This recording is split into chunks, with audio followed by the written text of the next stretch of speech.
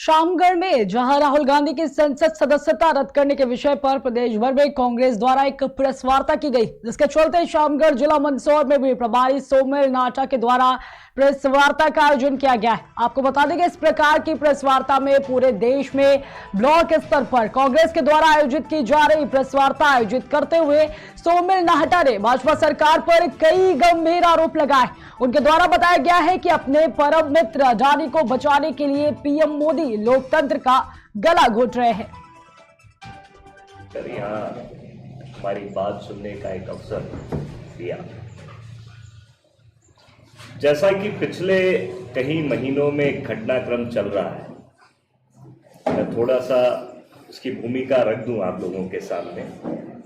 ये बात राहुल गांधी जी से बढ़कर है। ये बात इस बात की है कि राहुल गांधी जी तो बहाना है, अडानी जी को बचाना है। स्थिति ये है कि राहुल जी ने जब ये प्रश्न पूछना चालू किए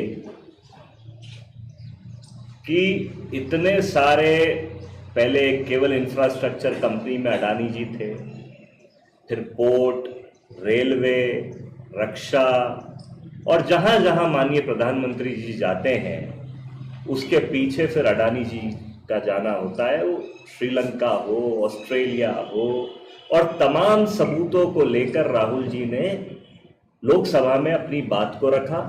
और ये कांग्रेस की बात नहीं, ये बात पूरे देश के लिए है, आम जन से जुड़ी हुई बात है। उसको जब राहुल जी ने रखना चाहा तो पहले तो राहुल जी के जो अडानी जी से जुड़े हुए सवाल थे उसको लोकसभा से हटा दिया गया, डिलीट कर दिया गया। फिर राहुल जी जाते हैं विदेश और ये कहते हैं स्पष्ट तौर पर, जिसको भाजपा ने झूठ बोलकर एक भ्रम फैलाने की भी कोशिश की, और ने कहा ये हमारे घर का अंदरूनी मामला है, हम इस पे बात करेंगे। जब राहुल जी ने उस बात पे लेकर 3 बार आवेदन दिया लोकसभा स्पीकर जी को, अध्यक्ष जी को, कि मेरे खिलाफ 5-5 मंत्रियों ने कहा है, मैं उस पर अपनी बात रखना चाहता हूं, उनको तीनों बार बात नहीं रखने दी। अब मैं आपके सामने, जैसे भारतीय जनता पार्टी के वरिष्ठ नेता कहते हैं कि क्रोनोलॉजी समझिए, तो मैं वो क्रोनोलॉजी आपके सामने रखता हूं।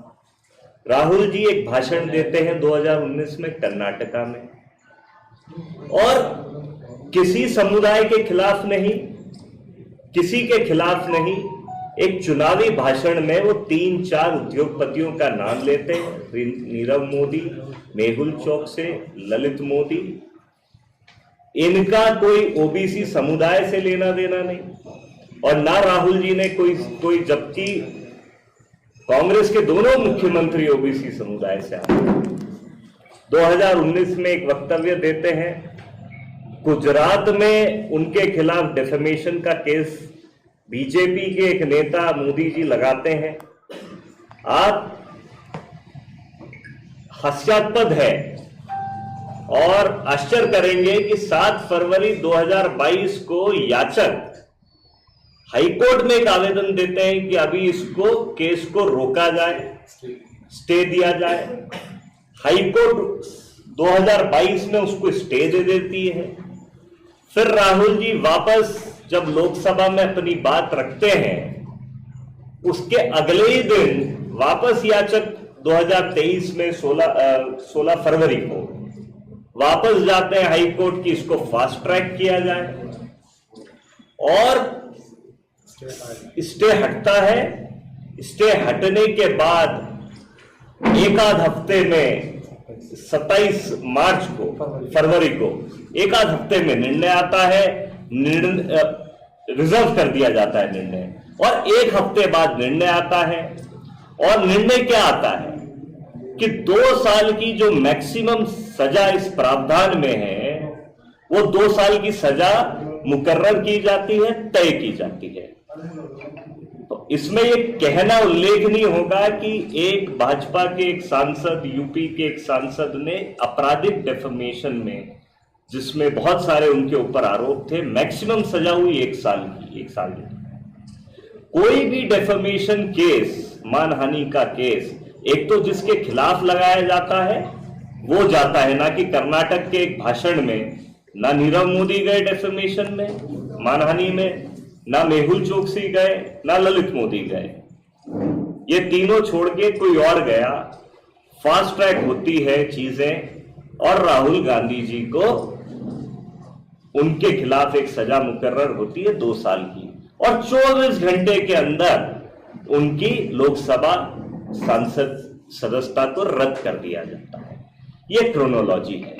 जो याचक बहुत परेशान थे कि ओबीसी समुदाय को लेकर उनके मन में भारी चिंता थी, वो 1 साल तक उसको फास्ट ट्रैक, उसको रोक के रखते हैं उस केस को, और फिर अचानक से उसको फास्ट ट्रैक कर देते हैं। ये सारा ये बताता है कि राहुल गांधी जी तो एक बहाना है कि केंद्रित हो जाए चीजें, और अडानी पर जो प्रश्न है राहुल गांधी जी के कि 20,000 करोड़ रुपया कहां से आया, उसका जवाब दो। एक इंफ्रास्ट्रक्चर कंपनी के पास रक्षा के सौदे कैसे हो गए, एयरपोर्ट कैसे चले गए, रेलवे को कैसे उनके अधीन कर दिया जा रहा है। क्या राहुल गांधी के अलावा और कोई सांसद नहीं है जो इन सब मुद्दों को वहां पर एक जेन्युइन मुद्दों को एक भीड़ की संख्या में उठा सके? या और भी जो रूलिंग पार्टी है, विपक्ष में सिर्फ कांग्रेस तो है नहीं, विपक्ष और भी बहुत बड़ा विपक्ष है। अगर जब ऐसा लग रहा है कि लोकतंत्र वास्तव में देश में खतरे में जो पहले होता था और आज की डेमोक्रेसी बहुत अलग हो चुकी है, तो विपक्ष सब मिलकर इन मुद्दों को क्यों नहीं उठा पा रहे? धन्यवाद। आज आपने देखा होगा कि पिछले कुछ दिनों में विपक्ष एकजुट हुआ है और विपक्ष ने ये जॉइंट जेपीसी की जो बात है, सभी विपक्षी दलों ने मिलकर इसको उठाया है।